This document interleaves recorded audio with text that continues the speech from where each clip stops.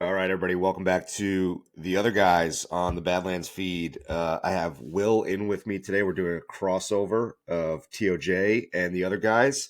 Didn't get a chance to talk to Will after all the Aaron Rodgers news yesterday, so wanted to give him a chance to get in here and share his thoughts. Will, you want to tee up your stuff with the all your handles and TOJ? Yeah. The TOJ talks, TOJ pod, all 32 pod, the whole 9 yards. Obviously, it was a crazy day yesterday. Kind of fitting that the Rodgers stuff felt like A-Rod in the World Series when he opted out and then came back to the Yankees. I think that was what was that 2008, 2007. So kind of just a little bit like the superstar kind of polarizing figure upstaging a terrible game. Which was very predictable, right? Like we've been saying all along, like it was probably something was going to happen on the Super Bowl. I don't think we thought it was going to be news leaking that the Jets flew him in. I'm not sure that was on anybody's bingo card, but like I think a lot of people thought he was going to try to insert himself into the Super Bowl somehow. And that's not to take a shot at Rodgers. It's just saying like kind of like that's how these things go sometimes. So I want to kind of start off with again, because we didn't get a chance to talk to you yesterday. I want to ask you two questions about Rodgers. One, as Will Parkinson, the football fan, who has really liked Aaron Rodgers for a really long time, right? Like pre-Jets, all that stuff.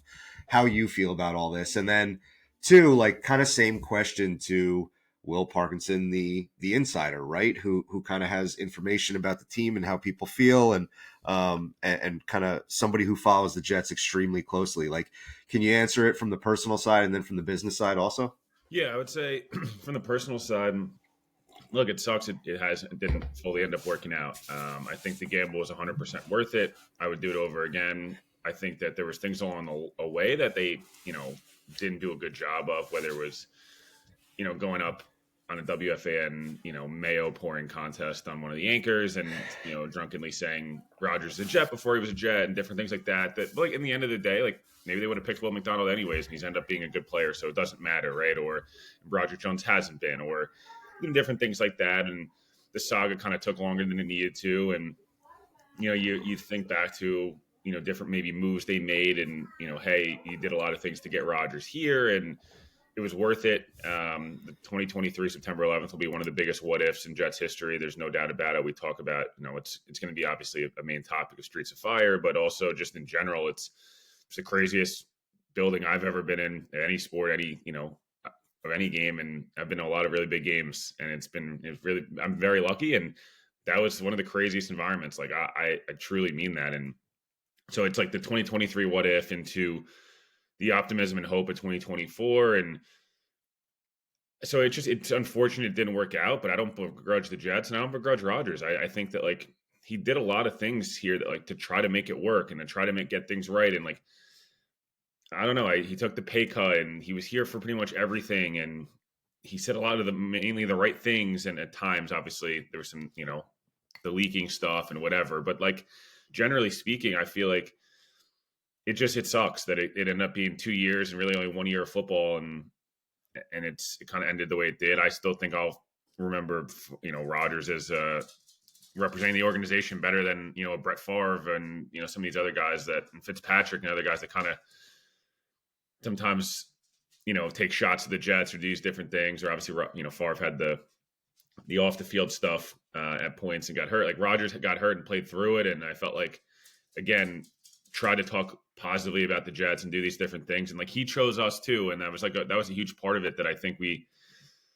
Looking back at it, it was just that was one of those cool things. It's why I think Glenn resonates so much with the fan base too. Is like he chose us, like this guy who had all these options and could do these different things, and this great all-time player like wanted to be part of this.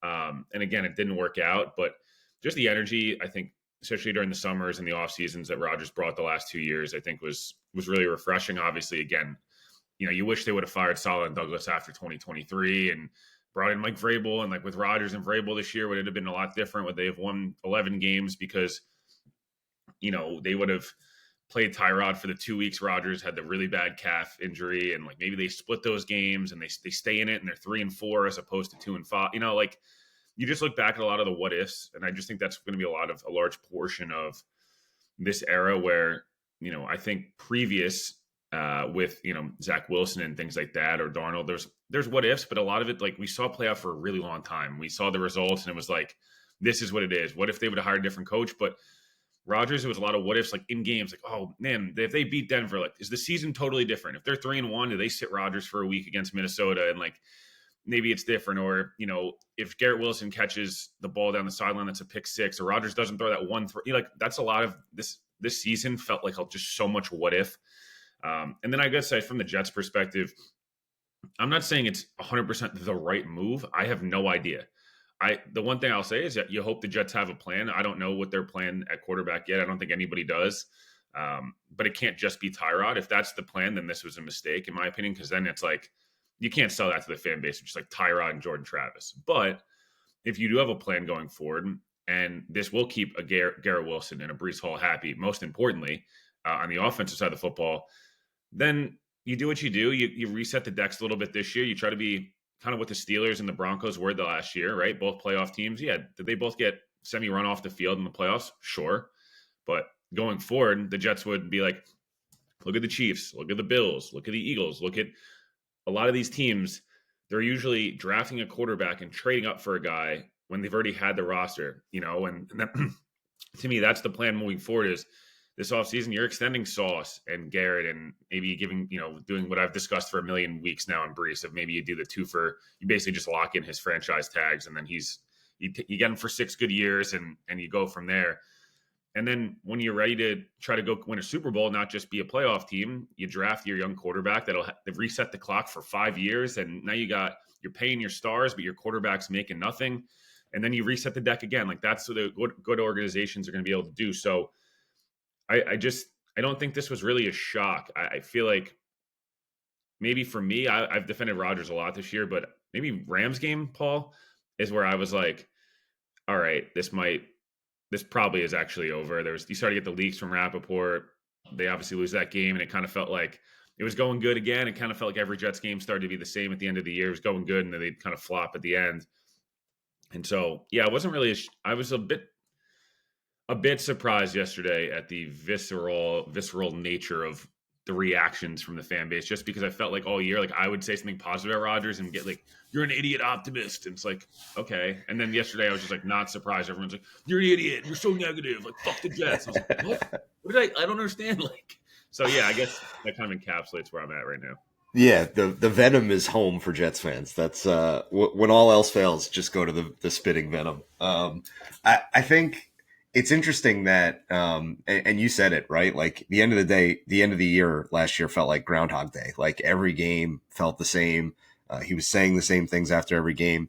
I think it's interesting that, like, number one, just like every quarterback decision that the Jets make, whether it's Sam Darnold or Zach Wilson or now a Hall of Fame quarterback in Aaron Rodgers, like the fan base splits over it every time. And you have half people violently defending it and half the people saying you're stupid. And there's really no middle ground with it. But I think the one thing that you're not seeing with Rodgers is people saying that it was a mistake, right? Like nobody's really saying that we shouldn't have done it, right? It was the right move at the time. And B, you're not really seeing a ton of venom towards Rodgers either. Like it's not a bad breakup where people are like, he was the problem, blah, blah, blah. It's very much just like, hey, look, it didn't work. Like we had our shot. He got hurt in the year that it probably was going to work. And we're all moving on now. And yeah, you look back, like, could you have had this 2024 offensive line with the 2023 Jets? Right. And you're like, wow, like that team probably with Rodgers healthy wins 12 games. And like, we're having all the conversations we wanted to have this year because the timeline would have matched up and it didn't. And you had the bad offensive line in 23 and then the good offensive line in 24, but Rodgers was a different player this year and was obviously banged up. When he was healthy, he played well, but like he wasn't. You basically were just it's not even just about the money, Paul. That's my thing. Like the money, yes, does it matter? It's not just Rodgers because it's obviously Lazard and Adams and like the whole Green Bay contingent obviously frees up a lot of money. But I guess the notion is that you bite the bullet now, hoping that you can be really competitive this year. Muji just went through this in Denver. Again, Aaron Glenn's been through this. Like, there's a team that he was just a coach where they acquired Jared Goff, and everyone's like, what the fuck are you doing? Yeah. And again, I'm not saying that Jared Goff should be the Jets quarterback or that type, but like, can you get something out of a guy that, people are kind of down on and hope you go 9-8, 10-7, and you reset the culture. Now it's like Aaron Glenn can prove he's a good coach. And again, you're investing a lot in a guy that we all hope, we don't know. I think there's a path to that. And then it's like 2026. Wow, we're a team coming off. Yeah, we lost in the playoffs, but like if you're a Broncos fan right now, right, like, you're just thinking to yourself like, hey, I don't know if Bo Nix is ever going to be, a top tier guy, but we have a superstar cornerback we extended. We have all these young players we like. We made some shrewd trades. We feel good about the direction. We feel good about our coach. And now all of a sudden, all that money from Russell Wilson's about to dissipate. And now we have all our picks back. And now we can start to we take the big swing on Myles Garrett to go with Nick Bonito. And because we're going to be the fuck you team. That's where I want to get to. Or the Bills, obviously they go to the playoffs, they end the drought with Tyrod, and then they get Josh Allen, they trade up. And it's like, this core is really good. Now, if we can just hit on our young quarterback who's in a position to succeed with a good roster, the Jets can't make the same mistake is my point of every time it's like, oh, we got the top quarterback with a terrible roster and no coach. It'll be a lot nicer to be like, hey, it would suck trading 3 first-round picks to go move up from 20 to 6 or something. I don't know. I'm just making it up. I have no idea. This is literally 12 months away. But we want to go get Garrett Nussmeier. We think he's the best quarterback in the class. And we're going to drop him in an already made offensive coordinator, head coach system with a star receiver, star running back, good offensive line, and really good defense. He's kind of just got to be what we wanted Rodgers to be, but for $8 million.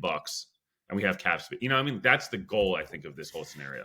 Yeah, and I think to get to that point, whether it's 12 months from now or 24 months from now, you want to, it's not even you want to. You have to make all the right moves in between now and then in order to earn that spot. And I think move one is kind of fully turning the page from what has happened here the last, 2 years, but more than that, 5-6 years, right? It has to be turned over completely so that you can have the freedom to make all those moves going forward. Because if you're living in this, we're trying to get one more for the old man while we're trying to move towards this future priority, it's not super conducive to that, right? And I think Joe was mentioning on the pod yesterday that don't get fooled by the really good performances from last year. At the end of the day, he beat Jacoby Brissett, Mac Jones, Will Levis, right? They beat the Texans, and then they beat I think it was Snoop Huntley playing for the Dolphins in the last game of the year, and Dolphins team that had clearly given up. And so you go back to the Parcells quote of don't take the cheese, right? It's remember what really happened last year. And you wonder again, if Rodgers had hurt his Achilles the previous year in Green Bay, and then 2023 was the first year back where he's shaking off the rust, and then 2024 with a good offensive line was okay, he's fully back. Maybe it's different. But that's not what happened, and that's not how it shook out. And I think if Rodgers was going to come back, certain things needed to happen. And number one is that as soon as Aaron Glenn and Muji were hired, Rodgers probably needed to be out in public being I'm ready to roll with these dudes. Whatever they say goes. That didn't happen, right? Another thing that probably needed to happen is, and you've said this before, whatever happened with Garrett Wilson, which I don't know if we'll ever know the truth behind that, that needed to be fixed. And we don't know if that happened, right? And so I think he really needed to kind of bend the knee to the new regime here. And none of that really happened. And so I think the more time we went on without really hearing any noise, the more it was all right, this is probably moving in a direction of him moving on here. The one thing I think I'm surprised about is that, and I'm probably trying to draw too many conclusions from the past at this point, but I looked back at when Parcells came here with kind of a similar goal of hey, some bad stuff's been happening here. I need to really reverse this thing quickly. And he didn't move on from Neil O'Donnell right away. He kept him around for a year, and he won with him for a year. They went 9-7 that first year, and then he moved on and he picked his own veteran quarterback and blah, blah, blah, blah, blah. And we all know what happened from there, right? So I thought that it might be in the back of Aaron Glenn's mind to kind of operate with a similar model of let me take a year and see if I can coach up the guys that are here, and then let's develop our plan after that. And, it didn't happen, but we'll see. Like we'll see what this works out. And I think you said that you hope that there's a plan. You hope it's not just Tyrod, and I think I would agree. Like I hope that the decision was made not just to say we need to extract Aaron Rodgers, but I hope it was we are comfortable extracting Aaron Rodgers because A, B, and C, right? Like this is what we're doing moving forward. We think that we can operate an efficient enough offense, whether it be with Tyrod and a veteran or Tyrod and a draft pick, or you mentioned Jordan Travis. I think, I'm probably one of the only people that actually wants to see Jordan Travis get some preseason reps and see what he's got, because I don't understand how, and I get it's college in the NFL, right? But like Florida State bottomed out after he left, you know what I mean? And like, so what's there? What is the moxie? What's the mojo factor that's there with him? Is he just one of those guys that's like a good leader? We'll see. And I think that there's a couple more things I want to hit on that are like kind of tangentially related to Rodgers, but I think when you watch the Super Bowl last night, right?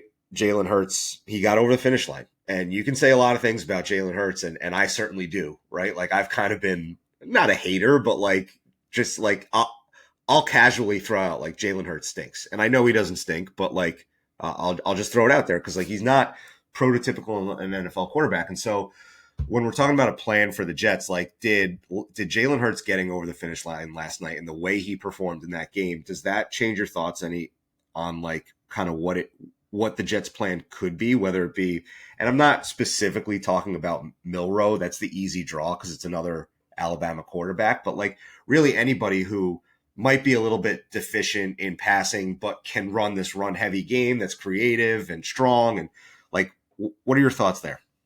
Yeah, I mean, I think that's kind